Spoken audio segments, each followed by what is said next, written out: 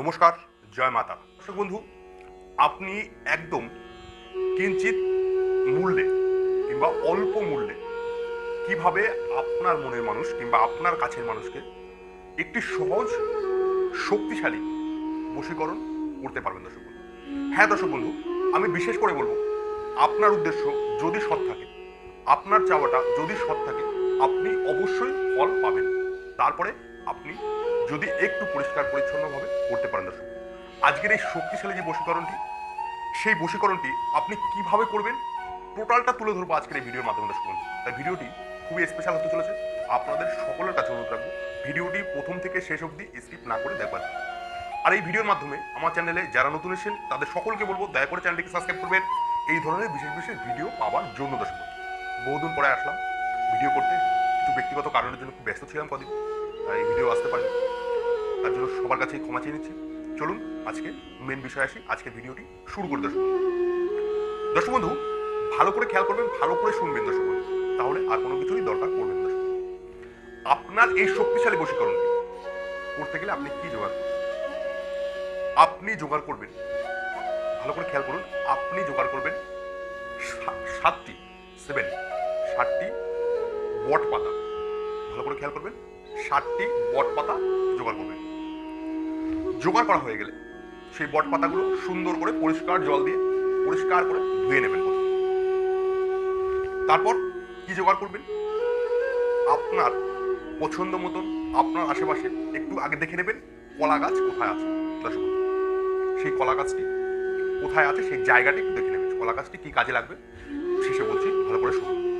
তারপর জোগাড় করবেন, যদি কোনো মন্দির থেকে সিঁদুর জোগাড় করতে পারেন, কোনো কালী মন্দির থেকে যদি জোগাড় করতে পারেন খুবই ভালো হয়। যদি না পারেন দশকর্মার দোকান থেকে সিঁদুর জোগাড় করুন দর্শক। সেই সিঁদুরটি ভালো করে বাড়িতে এনে সিঁদুরটি একটি পরিষ্কার পাত্রের উপর কিংবা পরিষ্কার একটি পাতার উপর রাখুন দর্শক। তারপর কোনো শনিবার কি মঙ্গলবারের দিন এই বিশেষ কাজটি করবেন দর্শক। তাহলে কি আনলেন? বট পাতা আনলেন আর সিঁদুরটা জোগাড় করলেন। ভালো করে খেয়াল করবেন, 7টি বট পাতা। এবার শনি কি বা মঙ্গলবারের দিন আপনি সকালবেলায় 12টার আগে আপনি সেই একটু স্নান করে শুদ্ধ বসনে আপনি যাকে বশীকরণ করতে গেছেন কিংবা যার কথা চিন্তা করছেন তার কথা চিন্তা করে সেই পাতাগুলি এবং সিঁদুরটি সামনে নিয়ে বসুন। এবং সিঁদুরে দেবার জন্য আমরা যেমন তেল কিংবা যা কিছু দিয়ে সিঁদুরটা গোড়াই একটু গুলিয়ে নেবেন।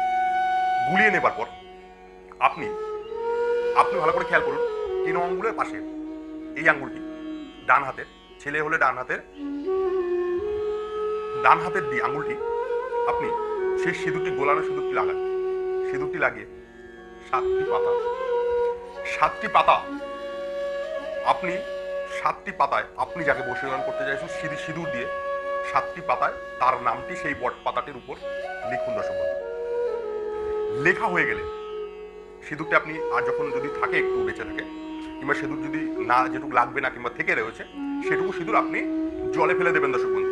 তারপর পাতার উপর যে নামটি লিখেছেন প্রত্যেকটা পাতা উপরে দিয়ে 7টি পাতা একত্রে করে আপনার বাড়ির আশেপাশে যে কলা গাছের কথা বলেছিলাম সেই কলা গাছের গোড়ায় একটু মাটি তুলে সেই কলা গাছের গোড়ায় সেই বট পাতাটি রেখে দিন দর্শক বন্ধু, মাটি দিয়ে চাপা দিয়ে দিন।